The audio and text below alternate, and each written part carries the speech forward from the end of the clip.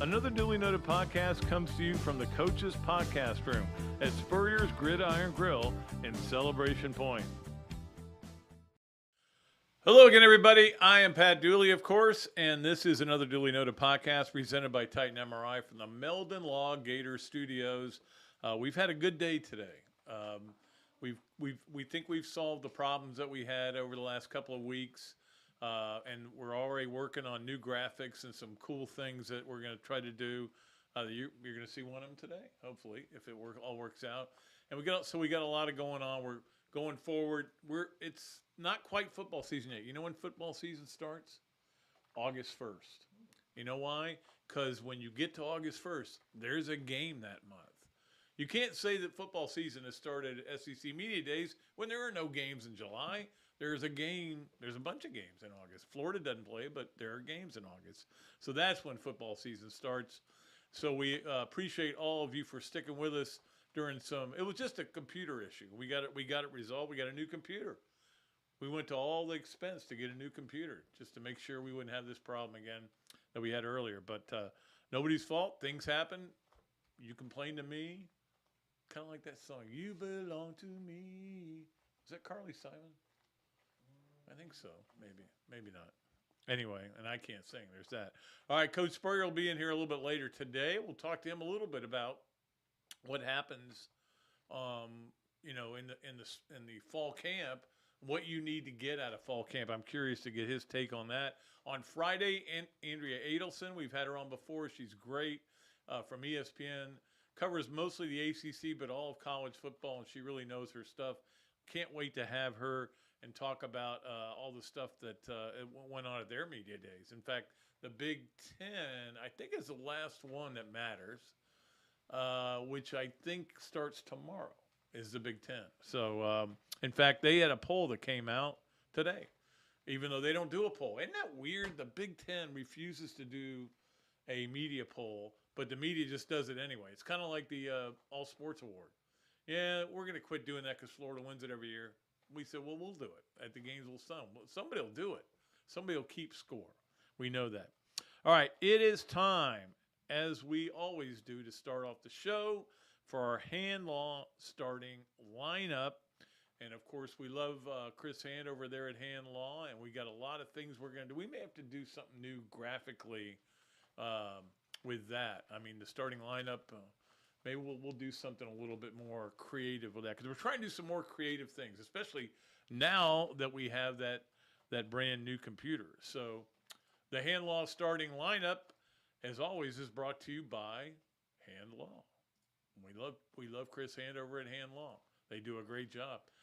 They're a Florida law firm, of course. It helps with clients, with government, or it helps clients with government. It doesn't help with clients with government, but it helps clients with government.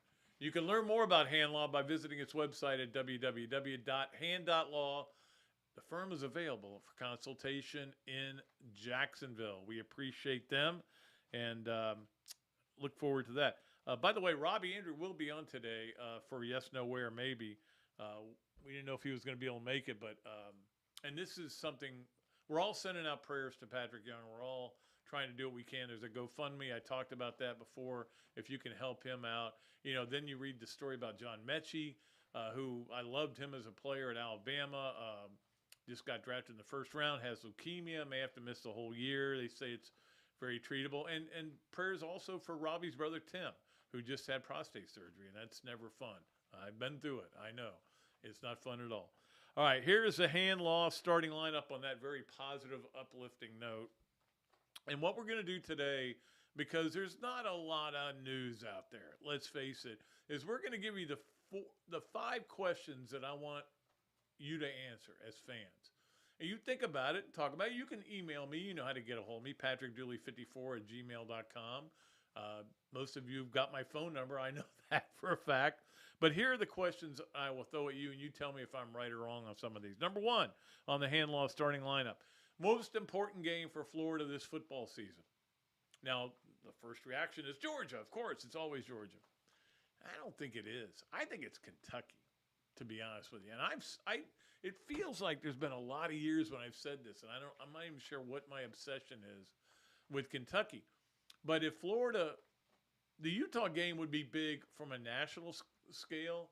You got to be if you don't beat Kentucky, it's going to be hard, almost impossible to win the East. So it's because you're going to have to beat LSU at Texas A&M and Georgia at a neutral site, right? That's at the minimum. You're going to have to do that. So I think that Kentucky game is huge. We all know last year's Kentucky game sent that team on a downward spiral. Once they lost that game and not only lost the game, but gave the game away with some poor discipline, all the penalties they had. Once that happened, that team never played as hard again. They just didn't. So I think it's a Kentucky game. If you want to argue with me and say it's Georgia, a lot of you may feel it's a Utah game. It's just like I'm doing a thing for Gators Wire. I think it's going to be Tuesday on Florida's rivals. And I've never seen a team that has 12 rivalries.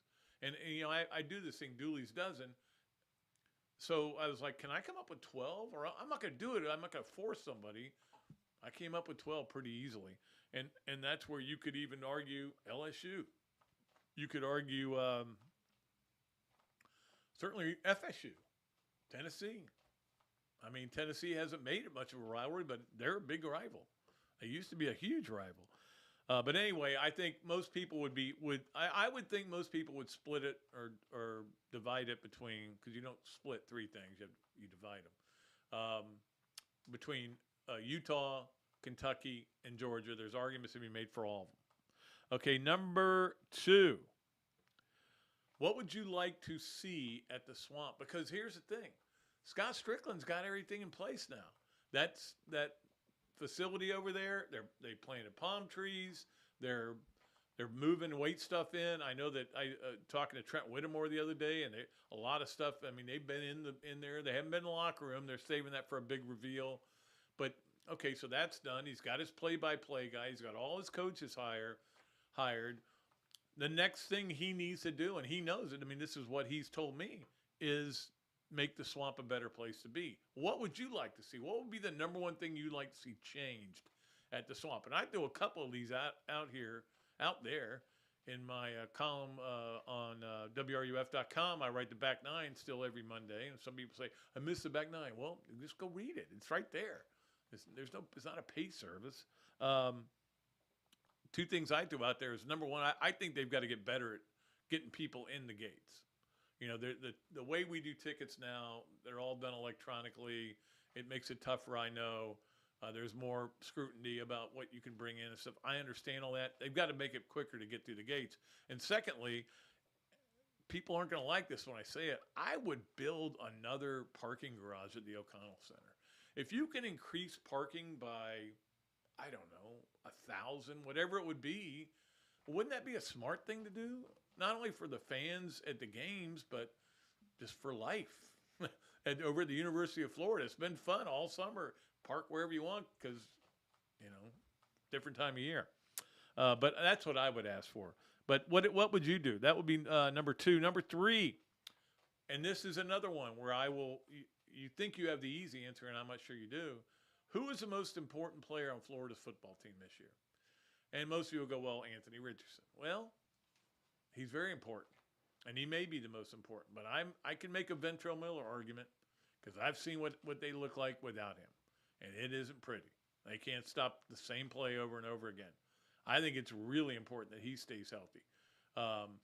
So it may be him. I think it's hard to get to a third one. You could make a Gervon Dexter argument. You can make a Brian Cox argument. You can make a argument for some of those offensive linemen. Whether it's obviously Garage or the center. I'm going blank on his name, unfortunately. Or Osiris Torrance, who was first team All SEC. But to me, it's one of those two guys. I think most people would agree with that argument. Number 4. On this, we're just going down this list of questions I came up with. Some of them I would have asked if I was out there. But on our hand law starting lineup, number 4, and I want to get some feedback from all of you on all this stuff. And, it's not a test. I can get marked wrong or not. Alabama or Georgia, and Georgia or the field. Which one would you take? Now, I think most people would go to, I'm talking about to win the SEC championship, not to win the national championship, not to win a division, but to win the championship. And this has been a discussion we've had for weeks and months because nothing has changed. Everybody feels like it's either going to be Alabama or Georgia. It's probably going to be Alabama because Alabama, with Georgia lost and Alabama's got Bryce Young coming back, and I think to be honest with you, people are underselling Georgia. But if you had a choice to to raise the trophy in the Mercedes-Benz Stadium, would you take Alabama and Georgia or take the field? I would take Alabama and Georgia, but I think that's the weird thing about this college football season, especially in this conference. It's really strange in this conference because I've said this a million times, and I'll keep saying it until they start playing games. I know what Alabama and Georgia and Vanderbilt are going to do pretty much. I'm pretty sure on them. Okay? Take your own argument about Vanderbilt right there. The other 11 teams in this conference, I have no idea what they're going to do. And that gets me to question number 5. Who do you think the most surprising team in the SEC will be this year? Now, that would mean exceeding or falling. It could be falling way below your projected win totals. I don't know. It could be Florida. I wrote a thing for Gators Wire. I keep plugging all my other stories that I'm writing, but I wrote a thing for Gators Wire. I got a lot of hits on the 12 reasons Florida may be better than everybody thinks. And nobody thinks Florida's going to be any good. Look, I know we're all just cheering for Laundry and everything, but even Gator fans are like, yeah, we're probably not going to be very good this year. But, most of the people who do this for a living, doesn't mean they're right, doesn't mean they're smarter, but they're down on Florida. They don't think Florida's going to be any good. And I talked about this before, the comment that Reese Davis made when he said Florida's an average to below average team. And that's the national perception. So maybe it will be Florida that's the big surprise team. Maybe it'll be LSU. Now, if LSU won 10 games, would you be shocked by that? They've got good players. So I don't think it'd be that surprising if that happened. Maybe it'll be like if Tennessee goes 4-8, that would be a big surprise. And I still think Tennessee is being oversold. Maybe that'll be a segment we do at some point. Undersold or oversold, because I think Georgia's undersold. I think Tennessee's oversold, which they are every year. I think Florida's undersold, but I'm not sure. I think they are. I got a lot of confidence in Billy Napier. Of course, I've said that about other people. In fact, I remember we should have a dream segment where all of a sudden I dream about something. I stop and I think and I go, I remember saying that Emory Jones was going to be great. That didn't work out. He may be great for Arizona State. We'll see how that goes. And I'll be honest with you, I look forward to watching him play out there. It'll be a lot of fun. All right, so that is our hand-loss starting lineup today. And I think hopefully you guys enjoyed all those questions. We got a lot of things to get to. Hesser and Kipke, 3 things, some breaking news that will come out on that. By the time some of you listening to this on Tuesday and Wednesday, it won't be breaking news, but we'll give it to you anyway. The Adams Ribco to Go Gator of the Weekend. Definitely got 2 of them today. Gators of the Weekend. Leonardo's and Millhopper Quick Picks. Yes, No Way, or Maybe. Robbie Andrew will join us for that. And Pat Dooley's Story Time, a new feature on this show. It's kind of kicking in on next Monday, but we're going to go ahead and do it. We're going to show you our brand new graphic. You're going to really love it. All that and Coach Spurrier coming up in just a minute. You're listening or watching Another Dooley Noted Podcast here at Gator Sport. I almost said that. I used to have to say that. You're watching the podcast at GatorSports.com. That doesn't even exist anymore, does it? I don't think so. Anyway, you're watching or listening to Another Dooley Noted Podcast presented by Titan MRI.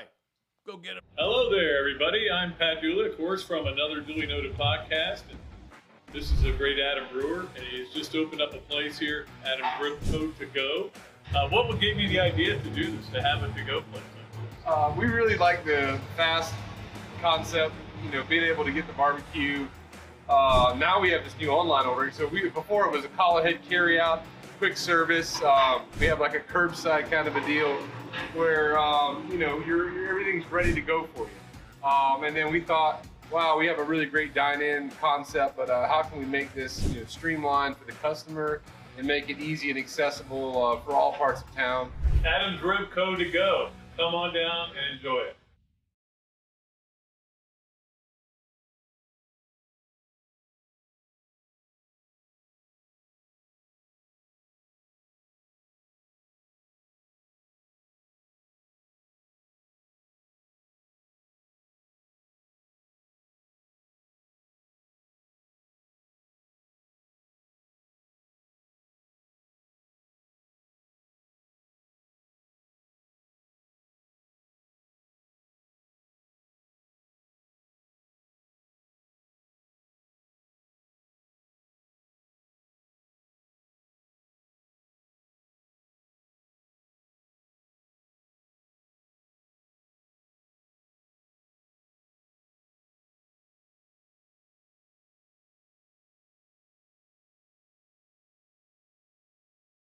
Hello there, everybody. Great food, great atmosphere, a diverse menu, everything made from scratch, plenty of space, and locally owned. These are all the characteristics of a great restaurant, and you can find each and every one of them right here in Gainesville at Ballyhoo Grill. Ballyhoo Grill prepares all of their food fresh every day, from their salad dressing to their award-winning soups. Bring your family and enjoy dinner under the Tim Trebo Tiki Hut while listening to live music. Or if you're running low on time to eat out, they also deliver through Uber Eats, Spite Squad, and Postmates. A Gainesville staple that's been open for over 30 years. Check out Ballyhoo Grill on Facebook or at ballyhoogrill.com.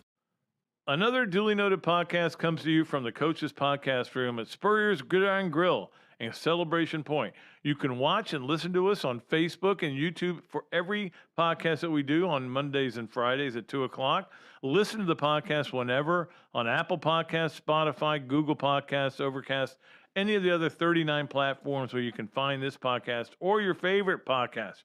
Remember to like, follow, and subscribe. If you have any questions or comments, leave them in the comments section below or call me if you want to do some advertising at 352-317-3444. Things have certainly got a little out of hand lately when it comes to just buying our everyday necessities. Just look at gas, streaming services, and heck, even chicken wings. Well, there is one necessity that shouldn't cost a ton: taking care of yourself and helping fix all the aches and pains in life, and the fine folks at Titan MRI agree. With costs a fraction of what you'd pay at a hospital, you'll not only save money, you'll be taken care of by staff with over 20 years experience. So when you need an MRI, call Titan first, and you can go where your doctors send their families. Now offering CAT scans. Alberta, I understand you were witnesses to a crash. Can you tell us about the accident?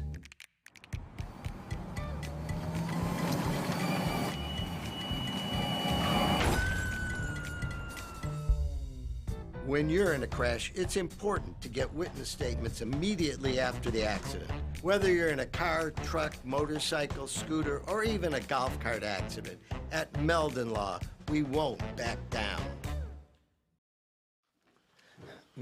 All right, and welcome back to another Dooley Noted Podcast, of course, presented by Titan MRI from the Meldon Law Gator Studios. And, of course, segments with Coach Spurrier are brought to you by Meldon Law. They won't back down. And I think we've got all of our problems that we had solved, so it should be a nice, smooth show today. Smooth, easy show. Smooth, easy show. I wanted to tell you this story that I heard Rick Neuheisel. Yeah, I know you like Rick a lot, right? Yeah, we're pretty good buddies. Yeah, told about officiating, okay? Mm-hmm. And it cracked me up because he was talking about how one time they were on the 8-yard line going in, and all of a sudden there was a flag, delay a game. And the referee finally came over to him to explain what happened. The umpire, or the back judge, got caught where he couldn't see the clock clearly because of the goalpost. So he thought it was 0 and it was 8. And so they had 8 seconds left on the clock, and they threw the flag, and they go, and there's nothing we can do about it. We still have to do it. And I was thinking about what is the worst. He said that was the worst call he ever got.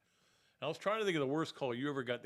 The time they threw the lime on the field, and they said it was rub of the green. I know you didn't like. That was FSU. That when they threw the oranges, yes. The Orange Bowl orange on the green, and they got a new clock. And yeah, we were trying to get the ball. That's back. right. Yeah, we they got behind, a new clock. Yeah, so they got an extra 20 or so seconds.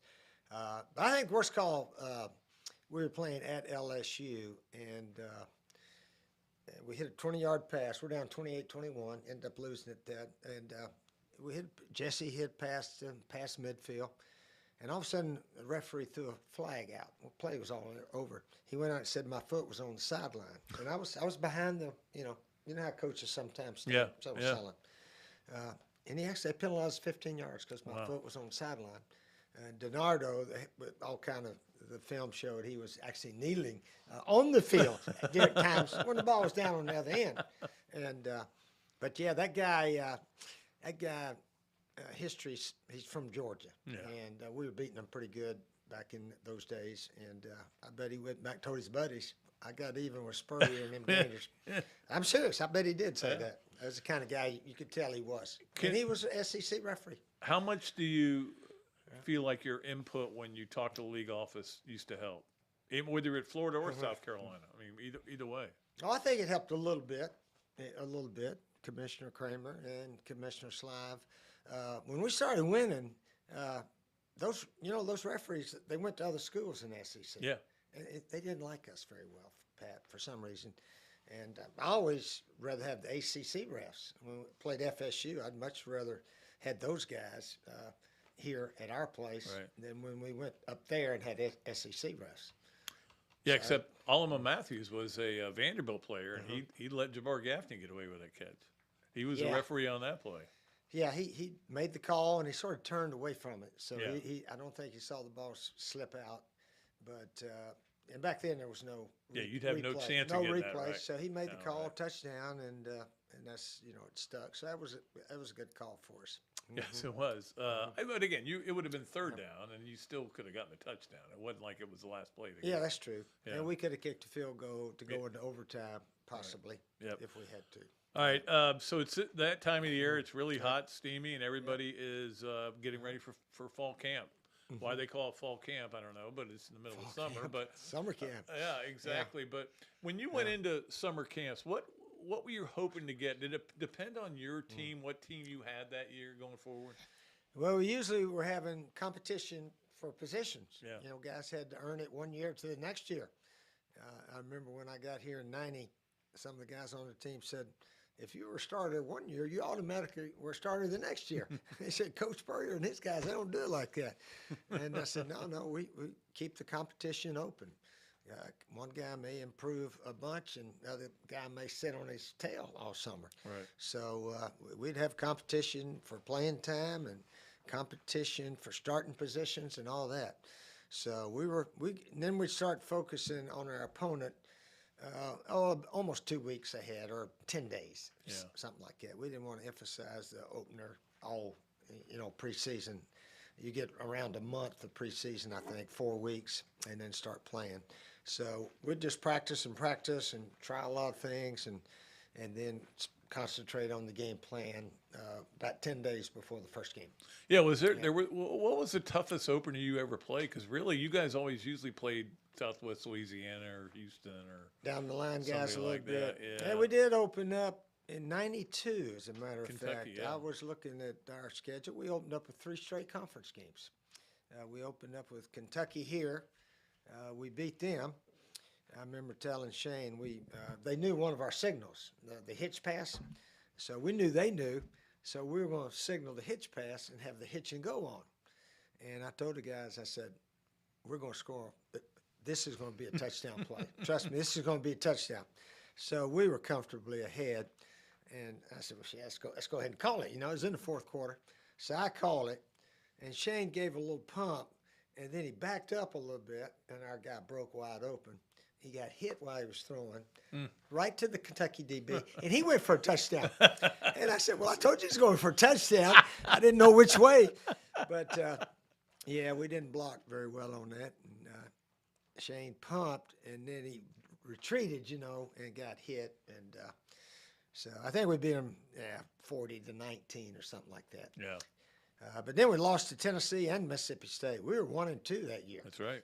And came back and won the division. So that was probably the team that achieved the most per talent. It was a very young bunch of guys, And 2 freshman yeah, tackles. they got better. Yeah. Jason Odom and Reggie Green, but they got better as the year went, obviously, and won the division, and of course had almost beat Alabama, #1 team in the nation, in the first SEC game that year. What did I mean with Reggie Green and Jason Odom? I was trying to remember. Did guys get hurt, or was it just we just? It's all we had. Yeah, it's all we had. We were at a Sugar Bowl, and one day Shane said, "Coach, who's going to play offensive line next year?" I mean, we had no backups for those guys that played in '90 and '91. There really wasn't any. We didn't sign any guys. And I said, "Well, don't worry, somebody will show up." So we signed, Jason Odom and Reggie Green, and had some other guys here and there. Jim Watson played well in there and so forth. But, the O-line was solid the first 2 years. Then we had to go find some guys. Yeah. And found some good ones, too. I mean, it kept going. You had a great streak of, whether it was Jeff Mitchell, Donnie Young, all those guys that ended up being great. Of course, Jason Odom ended up being an All-American, too, Yep, Jason Odom played 7 or 8 years, I think, with the Tampa Bay Bucks. He did. So, we recruited well. In fact, we had a #1 recruiting class after the '91 season, and we're able to redshirt a bunch of them. And I think we mentioned that Jason Odom wished he could have been redshirted. I know. Guys, now let me play. I want to go pro in 3 years. He wanted to be redshirted like most all of his buddies, Donnie Young and, of course, Danny Warfel and Bates, all them guys. We redshirted about the whole bunch. And obviously in '96, they were all 5th-year seniors. Right. And it makes a difference. Yeah. It's and was that at the beginning? You would start fall camp with a 12-minute run, or and you do that at like 6 in the morning, right? Well, yeah, early. Because I remember going out. We used to cover the 12-minute run. That's what a big deal it was. Of course, I could run it with them those days. Yeah, I ran with the quarterbacks. They had to run 6.5 laps in 12 minutes. That's what it was. That's what they had to run. Linemen only had to run 6 laps, and then the fast guys ran 7 laps. Wow. So you got to train for it. Yeah, you got to be a runner and train for it. And it kind of told you whether guys had been training for it. Yeah, in the summer we say, hey, here's the test when you get here, and if you have not been working out and running, it's hard to do. Very hard to do. Now, did you did they eventually have to pass it still to play? Well, they had extra running after practice. Yeah. Hey, all you guys didn't make you run over there with our strength coach. A little extra running. So they didn't like that, did they? It embarrasses them a little bit, yeah. Well, and plus they wanted to. Yeah. You didn't want to be running more. That's right. That's the other thing. Yeah. But it is kind of, I remember we used to, again, when practices were open, we would go out to that fall camp and watch guys. And people say, well, why do you even want to go out there, Pat? Why do you want to be at practice? And I go, it's hot, it's sticky and everything. I want to see what these guys really look like. I don't want to wait till opening day to find out what they look like. I mean, there's probably some guys, like 5 days into camp, you went, we got something really special here. Yeah, you find out those guys that really want it, man, tell me what I can do extra, coach. And then very few guys, though, just try to get by in practice. Right. They were, we really emphasized improving every day, conditioning, as well as learning your assignments and all that kind of stuff. So repetition, John Wooden, repetition is the law of learning and the key to consistency. Did you know that, Pat? I did not know that, but I could have guessed it. Yeah, it's like those golfers. They hit balls all day. They practice 4 hours in the morning, take a break, and practice 4 in the afternoon. I don't know how they do it, but that's why I guess they're pretty good. Well, and it's also, I think, why some of those guys want to go to that LIV, because they're like, I don't have to practice now. I'm going to get paid anyway. Yeah, either way, I'm getting paid. Yeah, who cares? Yeah, that's true. But that is kind of the difference in it. But yeah, it gets hot out there, and it gets really tough. And sometimes you get guys that want to do more. Sometimes you get guys who want to do less. But was there one guy that you said, man, we can't get him off the practice field. He won't come in. He's just out there all the time. He continues to work at it. I mean, I know there were some wide receivers that probably did a little bit of that. Oh, we had plenty that did all that. And really, it started early, the first year. And then it passes on. On defense, Jerry Odom, inside linebacker, and really, so many of those guys. Huey Richardson and Mark Murray. We had so many guys, Ephesian Bartley, and then it passes down to the next guys. And I'm a believer, you need to be a junior or senior pretty much to be a leader. You know, some freshmen can't come in here and say, come on, guys, let's go, follow me. No. You show me you can play and you can do what the other guys have done, then you become a leader. So and then when you get it passed down year after year, then I think you sustain your competitive fire throughout the period of time, and that's what we were able to do. And I'm sure you didn't change things much when you went up to the Redskins as far as. Oh yeah, we changed some just things. Because there was so many different practice things, right? Oh yeah, we changed some things. It was. I didn't do a very good job. Our management was a little different, and it wasn't anything like what we did here. So was that refreshing to get back into the college game where you could? Oh, it's refreshing when you're in charge. Yeah. If the head coach is not in charge of the team, they don't even listen to you, Pat. They don't listen. So you got to be in charge. Head coach has to be in charge in any sport, in my opinion. Yeah, you had guys going back to the owner up in Washington. Oh yeah, I wasn't in charge. Heck, I didn't even pick the quarterbacks the second year. Right. So anyway, that was a learning experience, as they call it. Yeah, I mean, I know sometimes you say, I probably shouldn't have left. I should have. But how long? If you had stayed, do you have any idea how long you would have stayed, or was it kind of like? No, back then the thinking was most people don't coach past age 60. Right. And now the thinking is if a guy's in good health and he's winning, he can go to 70 easy. I think Nick Saban's, 70 now or almost 71. He's over probably. 70, yeah. Yeah. So, Pepper Rogers used to always say they don't fire you for being old, they fire you for losing. So, anyway, he's right about that. Yeah. Now, are you excited about the XFL because Coach Stoops is getting back into it? Well, it's more jobs for players and coaches. So, we'll see how it all plays out. That USFL, I guess, had a halfway successful I didn't watch journey. much I didn't watch yeah. much either. I'd like to see the cities get involved, which is the new XFL. They're going to play in their respective cities instead of at one place. So, yeah, it didn't make much sense to me. Why would you not have home games? Yeah. How do you get any loyalty for a team if you're never playing at home? I didn't grasp that. So at least they're going to, I think they may practice somewhere around Dallas or whatever and then go to their home cities and play. And Yeah, so you guys practice elsewhere, right? You practice up in, was it St. Simon? Well, what the happened? Apollos? Yeah, the Orlando, we couldn't get the insurance to cover practice injuries or whatever in the state of Florida. They charge too much. But we could get it cheaper in Georgia. So we had to practice at least 50% of our time in Georgia, however that reason was, I don't know.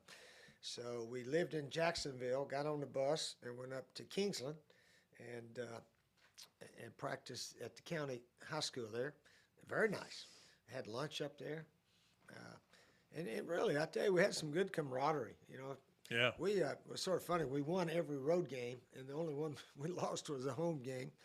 So maybe we were just, you get some unity when you're out, and everybody staying together and so forth. Yeah, I think that's why one reason Tim Walton takes his team to the West Coast every year. He gets them out there for 6-7 days. They get to see family and stuff, but the ones that lived out there. But also you bond and you get on those kind of trips. I know that basketball, you like to go get away and become where you have to count on your teammate. That's a big thing for that. Could be. All right, did you watch any golf this weekend? I had a hard time getting into it this weekend. No, I didn't watch much golf this weekend. Yeah. It wasn't. What was the big sport this weekend? There wasn't. I think it was the World Track. Yeah, I watched a little bit of that. Yeah, I watched. That was always interesting. We got some athletes still up there. You know what's sad though? I found myself watching because we get the Pac-12 network. The 2018 Oregon-Stanford game. I'm like, why are you even watching this? But that's how much I'm ready for football season. Yeah. Yeah, let's talk a little football. Sort of interesting in the East. All right, let's talk about the East for a minute. Everybody's picking Georgia. That's obvious right now. And then after that, all these teams are thinking they're going to be pretty good. Kentucky, Tennessee, South Carolina, us, we should be sort of right in that mix, I think. The only one, Vandy, I guess, is the only one. Yeah, Missouri thinks they're going to be okay. Yeah, I mean, Missouri thinks they'll be a little better, but only everybody can't win. So that's to me is what's always interesting about sport, because there's a loser in every game and a winner. There is. And if you win more than you lose, usually you're doing pretty good. Isn't that interesting, though? I don't think we've ever seen it where the media does the poll. And again, the poll is just a reflection on what everybody else is thinking. Yeah. Where you had Florida picked 4th, you had LSU picked 5th, and Auburn picked 7th. Mm-hmm. Think about that. I mean, I've never – that's not the way it's supposed to be. I mean, that's not what – but that's what it is. And nobody has any confidence in Brian Harsin out there. He almost got fired last year. Nobody knows what – and I think that's the way it is. I talked about it earlier. I pretty much know Alabama and Georgia are going to be good. I pretty much know Vandy's not. The other 11, no idea. Mm-hmm. They could be anywhere, high ceilings, low floors, whatever. Like, I have no idea what LSU's going to do. They got good players, but are they, is one quarterback going to step up and kind of take the reins? Yeah, they got new coaches. What's surprising me is Texas A&M had the number 1 class and got a lot of publicity over that, and they're not picked very high. No. Picked to win 7, maybe 8 games. That's what they did last year. I think that's why. I don't think people have confidence that just because they got the number 1 class, those guys are going to be all freshmen. Yeah. So, it's hard. And it's hard to indoctrinate. Even when you had, like you said, with that 92 class, you redshirted almost all, That's the ideal way to do it. The ideal way is not to your team shouldn't be relying on freshmen. Well, with the transfer portal now, every team can really improve or go bad if a bunch of guys leave or whatever. So, but it's still, 11 versus 11. I used to always say, especially when I took the South Carolina job, somebody said, well, you can't win there, and nobody's ever won there hardly at all. In fact, their overall record was under 500 every game they played since 1898 or something. They've been playing football a long time. Yeah, they have. Actually longer than us here at Florida. And I said, well, listen, we get 11 guys and they get 11. And we're going to try to teach our guys to play better than them, okay? And we'll see what happens. But they told you couldn't win at Duke, couldn't win at Florida. Florida never wins the SEC. Can't win at South Carolina. Yeah. I mean, 11 on 11 is all it is. Yeah. And it's. I think you always like that challenge too. Oh, it's half mental. It's half mental. Almost more than half mental, I think, because all these guys, they all lift weights in the summer. They all run. They all got strength coaches, and just the attitude that they come to the ballpark with. That we believe we can beat those guys. Yep. And now let's prove it. Got to go prove it, though. So absolutely, that's what we tried to instill in all of our guys. And when you got some good guys that start it, then it spreads. It spreads just like an organization, a company. You got some good workers that can inspire the other workers. Then you really got something going. Yeah. All right, Coach Spurrier, every Mondays with Steve Spurrier Mondays, brought to you as always by Meldon Law. We always look forward to them. We'll be back next week. We'll talk maybe about some older games that were played back when Steve was actually a player, because I remember them all. Everyone. I remember every game. A lot of losses that we coulda, shoulda, woulda, almost won. Yeah, still good teams. Still good teams. We'll talk about that and more.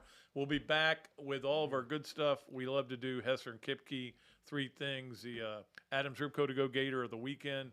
Leonard's and Millhopper Quick Picks. Yes, Nowhere, Maybe with Robbie Andrew and Pat Dooley Story Time. We'll be right back here on Another Dooley Noted Podcast presented by Titan MRI from the Meldon Law Gator Studios. Hello there, everybody. I'm Pat Dooley, of course, from Another Dooley Noted Podcast. And this is a great Adam Brewer, and he's just opened up a place here, Adams Ribco to Go. What gave you the idea to do this, to have a to-go place like this? We really like the fast concept, being able to get the barbecue. Now we have this new online ordering. So before it was a call ahead carry out, quick service. We have like a curbside kind of a deal where everything's ready to go for you. And then we thought, wow, we have a really great dine-in concept, but how can we make this streamlined for the customer and make it easy and accessible for all parts of town? Adam's Rib Co. to go. Come on down and enjoy it. Great food, great atmosphere, a diverse menu, everything made from scratch, plenty of space, and locally owned. These are all the characteristics of a great restaurant, and you can find each and every one of them right here in Gainesville at Ballyhoo Grill. Ballyhoo Grill prepares all of their food fresh every day, from their salad dressing to their award-winning soups. Bring your family and enjoy dinner under the Tim Tebow Tiki Hut while listening to live music. Or if you're running low on time to eat out, they also deliver through Uber Eats, Bite Squad, and Postmates. A Gainesville staple that's been open for over 30 years. Check out Ballyhoo Grill on Facebook or at ballyhoogrill.com.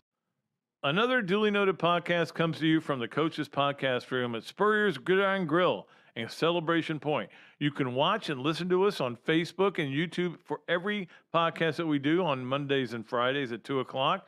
Listen to the podcast whenever on Apple Podcasts, Spotify, Google Podcasts, Overcast, any of the other 39 platforms where you can find this podcast or your favorite podcast. Remember to like, follow, and subscribe. If you have any questions or comments, leave them in the comments section below or call me if you want to do some advertising at 352-317-3444. Things have certainly got a little out of hand lately when it comes to just buying our everyday necessities. Just look at gas, streaming services, and heck, even chicken wings. Well, there is one necessity that shouldn't cost a ton: taking care of yourself and helping fix all the aches and pains in life, and the fine folks at Titan MRI agree. With costs a fraction of what you'd pay at a hospital, you'll not only save money, you'll be taken care of by staff with over 20 years experience. So when you need an MRI, call Titan first, and you can go where your doctors send their families. Now offering CAT scans. Albert, Alberta, I understand you were witnesses to a crash. Can you tell us about the accident?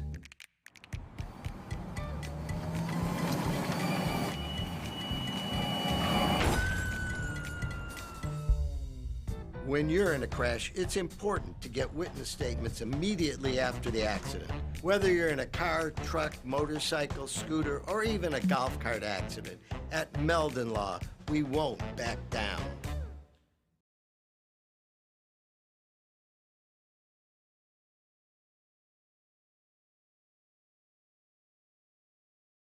Hello there, everybody. I'm Pat Dooley, of course, from Another Dooley Noted Podcast. And this is a great Adam Brewer, and he's just opened up a place here, Adam's Rib Co. to go. What gave you the idea to do this, to have a to-go place like this? We really like the fast concept, being able to get the barbecue. Now we have this new online ordering. So before it was a call ahead carry out, quick service. We have like a curbside kind of a deal where everything's ready to go for you. And then we thought, wow, we have a really great dine-in concept, but how can we make this streamlined for the customer and make it easy and accessible for all parts of town? Adam's Rib Co. to go. Come on down and enjoy it. Great food, great atmosphere, a diverse menu, everything made from scratch, plenty of space, and locally owned. These are all the characteristics of a great restaurant, and you can find each and every one of them right here in Gainesville at Ballyhoo Grill. Ballyhoo Grill prepares all of their food fresh every day, from their salad dressing to their award-winning soups. Bring your family and enjoy dinner under the Tim Tebow Tiki Hut while listening to live music. Or if you're running low on time to eat out, they also deliver through Uber Eats, Bite Squad, and Postmates. A Gainesville staple that's been open for over 30 years. Check out Ballyhoo Grill on Facebook or at ballyhoogrill.com. Great food, great atmosphere, a diverse menu, everything made from scratch, plenty of space. And one to mention, in fact, Coach Spurrier and I were both supposed to mention it. We both forgot that the year anniversary of this beautiful building and this beautiful place and Spurrier's Gridiron Grill is August 11th. And there's going to be a big party, and you can get involved in that. I'm planning on being here. You can see me. That should be enough incentive right there, See Pat Dooley. That should be great. So that is August 11th. Make sure you get your reservations for the Steve Spurrier anniversary party. Let us get to our great Hesser and Kipke 3 things. We love Ken Hesser and all the great stuff he does. And number one, there is a little bit of breaking news here. Florida has drawn their opponent for the Phil Knight Classic, and it is Xavier, is who they'll play in the first game. If they win, they will play the winner of Duke and Oregon State. Duke, which is going to be ridiculously good. But at least, that's the thing. If you're going to play these games, at least play them on neutral sites. It helps them a lot. It was interesting talking to somebody about the theory behind scheduling, and certainly with Todd Golden, it's taken a different approach. So, all right. All right, so here again on the Hesser and Kipke 3 things. And by the way, as you know, Hesser and Kipke is a law firm based in Hale Plantation, specializing in employment, workers' comp, and family law. Visit their website at www.hklawfl.com or call Ken and Jennifer at 352-339-9920. 352-339-9920. Number two, and this happened last week, that they have recommended that they make a change in the transfer portal.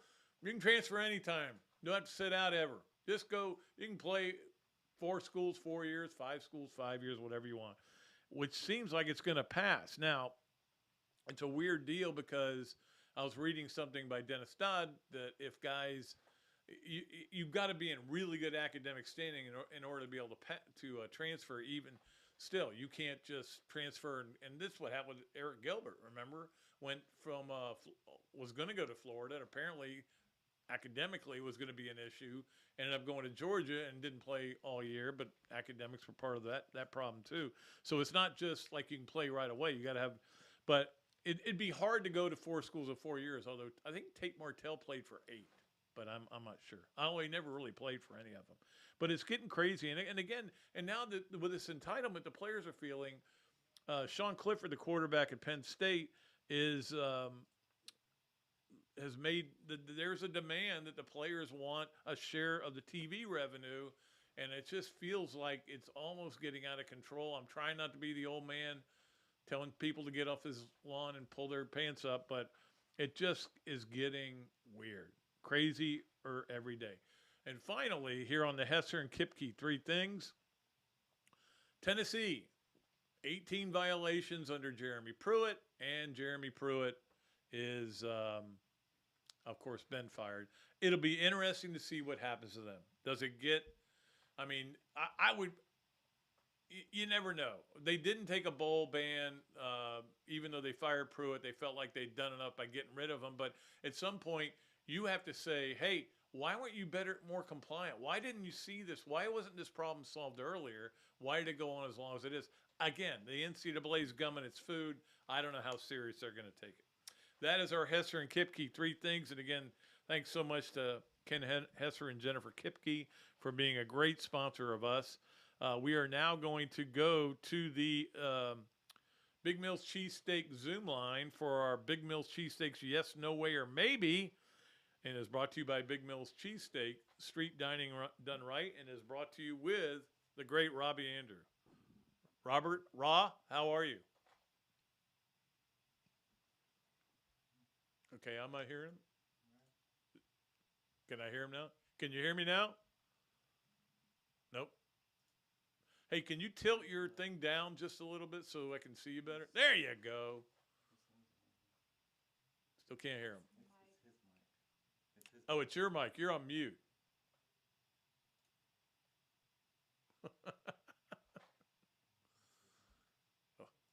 Hello? Hello?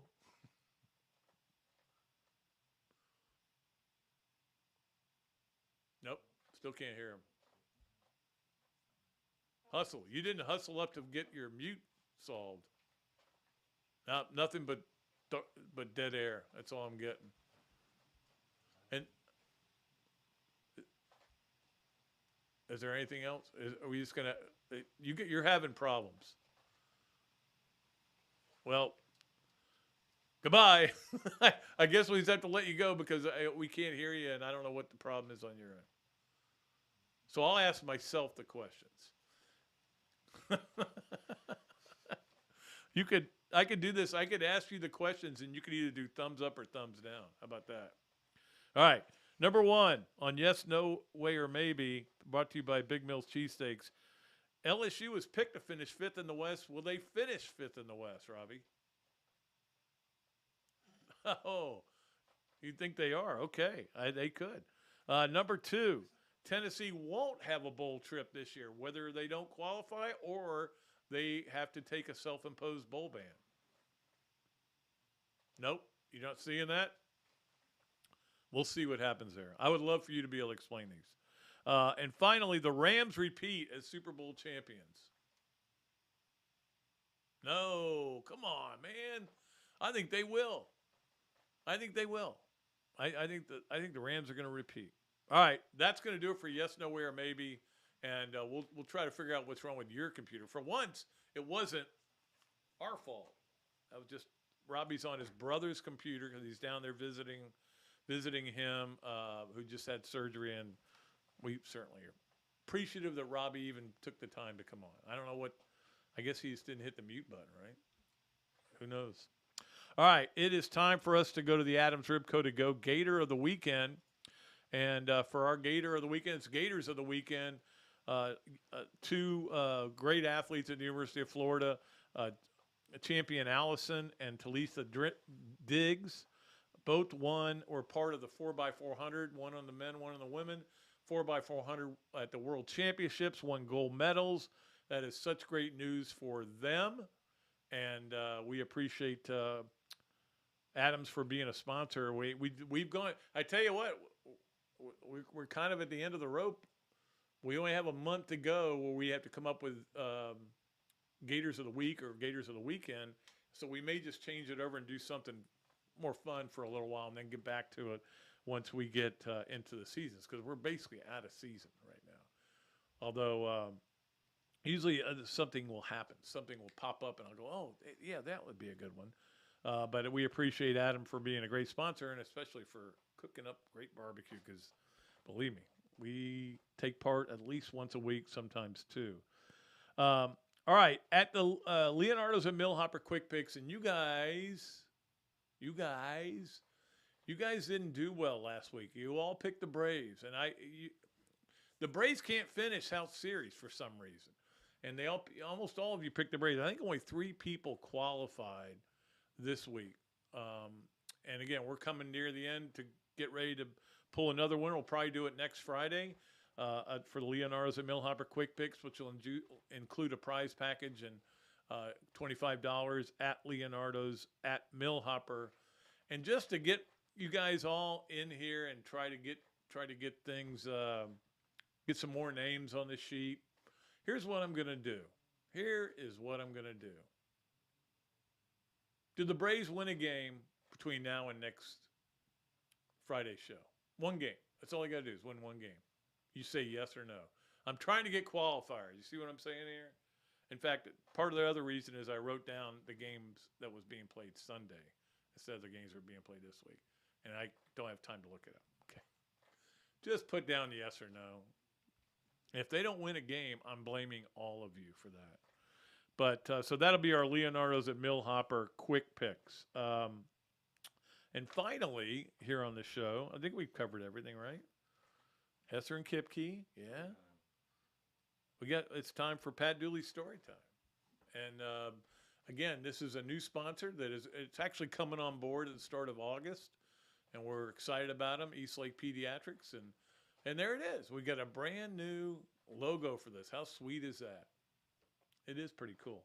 All right, so it's very nice. And we'll have a reader that we'll do next week as well about East Lake Pediatrics. And again, if you live in that area, down in Pasco, Hillsborough County, remember that. We like our sponsors to feel like they're getting a lot out of this, whether it's Big Mills Cheesesteaks, where you can go mention the Dooley Noted Podcast and get free French fries with the order, whether it's Adams Ribco to go. I hope you guys are going there a lot. I know I am. Whether it's Hand Law, whether it's who else? Hesser and Kipke, of course. Whether it's Meldon Law, whether it's Titan MRI, all these people, all the people that do such great stuff. Hopefully, going to be adding another sponsor soon. We are adding the Gainesville Quarterback Club for the 3 months of football season, and we'll be giving you. And they're really trying to promote their out of town memberships, by the way. And it's really a cool thing when you think about it. You don't have to live in town, still be a member of the Quarterback Club. All you have to do is be able to have a Zoom. And hopefully your mute button is working better than Robbie's was. So you can still watch all these speakers on Zoom and ask questions on Zoom. You're still able to come to, when you come to a game, you're able to go to the tailgate that they have for all the home games. You can get on involved in the, some of the trips they make. They make usually 2 trips a year. All I'm saying is I think it's a great thing, and you get to listen to me every week for 10 minutes. That's about all I do is 10 minutes. So we'll be happy to have them on board starting Monday and all through until we get through football season. So that'll be kind of cool. All right, Pat Dooley story time. Here's the story I'm telling today, and again, brought to you by East Lake Pediatrics. I've been to 3 Hall of Fame induction ceremonies in Canton. One was for Leroy Selma, one was for Larry Zonka, who was the general manager of the Jacksonville Bulls, and one was for Jack Youngblood. And I'm pretty sure this was the Zonka one because Bill Stanfield was there. And I was interviewing him. After a while, we got talking. We just got talking, and he was talking. I was telling him about the, one game I'll never forget was 51-0. Florida loses to Georgia, and Florida before the game or that week swapped offensive and defensive coordinators, which was a brilliant and the great lead from whoever wrote the story. I can't remember who it was Florida looked like a team that switched their offensive coordinator with their defensive coordinator and their defensive coordinator with their offensive coordinator, which they did. It didn't work out. 51-0. Mike Cavan's out there throwing end over end ducks, and they're completing them. It was miserable. It was raining the whole day. At one point I said, Dad, can we go home? And he goes, I want to see if Florida will score. And they didn't. So I'm telling Bill Stanfield this story at this Hall of Fame in Canton, Hall of Fame induction, and he tells me, the funny story that I remember about that. And I go, what is that? And he goes, we all got pulled from the game, all the starters, all the really good players. And he was an All-American. He was a great player in the NFL too. We all got pulled from the game, and we said, hey, we're not going back in. It's 42-0, whatever it was. And so they got with some of the students and said, hey, go get some Diet Cokes. You guys all have bourbon. We know you do, or rum, one or the other. Make us drinks, and we can. So they did. They went and made all the players drinks. So all the starting players for Georgia are sitting with their legs crossed, sipping cocktails while they're watching Florida lose 51-0. That if you were a Georgia player, that was a good day. It didn't matter how bad it was raining. But that was maybe the ultimate humiliation, losing 51-0, the other team's drinking while you're losing. That's not good. Anyway, I think that was a cool story that I got from Bill Stanfield. All right, so that's going to do it for today. Again, we're sorry about that. Again, that sound problem was not a here problem. It was a there problem. We'll get Robbie back on his own computer when he comes on again. But we appreciate him making the effort because he didn't have to do that again. He's down seeing his brother who just went through surgery, major surgery, as we all know. It's not fun. Thanks to all of our sponsors, all of our guests. Thanks to Coach Spurrier for being in here again. Again, Friday, Andrea Adelson from ESPN.com. Can't wait to talk to her. She's always really interesting. Maybe she can explain what the ACC is trying to do. I'm still not sure any of us really know what anybody's trying to do. There's been kind of a lull in the news. Maybe with the Big Ten Media Day starting tomorrow, maybe there'll be some news. We'll see what happens. All I know is I'm done for the day. And we'll be back Friday with another great show. And more of our great sponsors. We'll keep adding these on.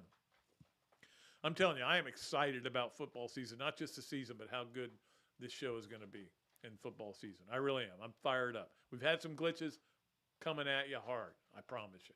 We'll be back with another show on Friday. Until then, I am Pat Dooley saying I am deep, I am way back, and I am out of here.